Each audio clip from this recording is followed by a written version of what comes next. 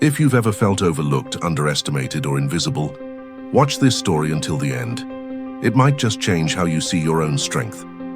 Once upon a time, in a vast, sweeping forest, there lived a young deer named Bambi.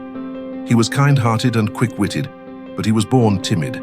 He lived in a constant, humming state of fear, feeling his entire life was defined by one thing: running away.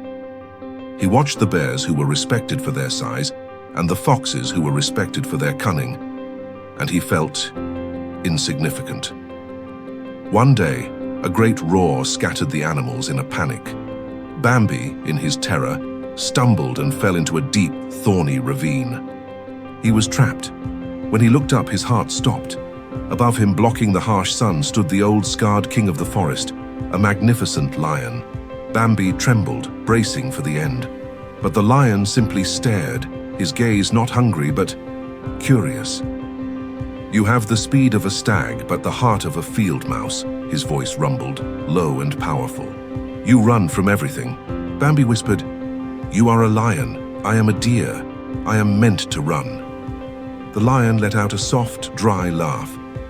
"You are meant to live. You have only chosen to run. I will show you the difference." He didn't free him. Instead, he lay down on the ridge above, a silent guardian. "Watch," he commanded.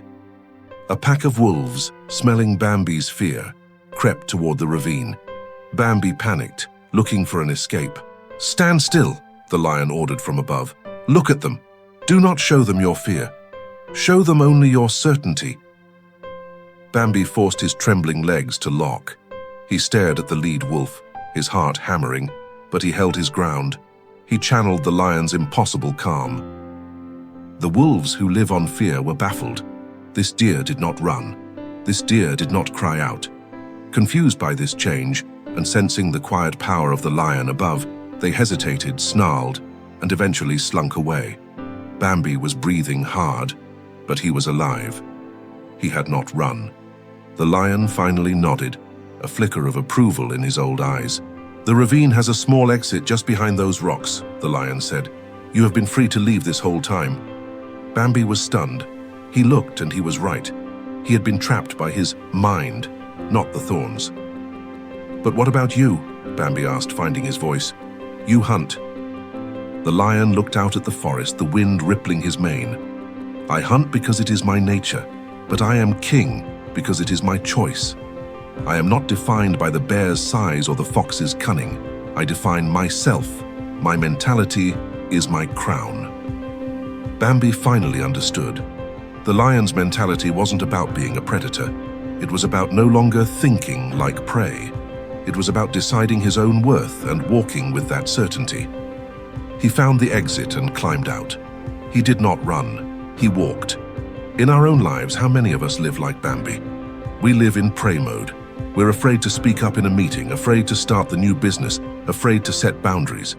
We are hunted by our doubts, by the opinions of others, and by our own fears. We forget that the lion's mentality is not about being the biggest, the fastest, or the smartest. It's about your mindset. When a lion sees an elephant, it thinks lunch. When an elephant sees a lion, it thinks run. It is all mentality. When you walk into a room, do you walk in hoping people will like you? Or do you walk in with the quiet confidence of knowing your own value? Remember, you are not defined by your circumstances. You are defined by the mentality you choose to adopt. If this story inspired you, share it with someone who needs to hear this message today. Subscribe for more stories that change your perspective.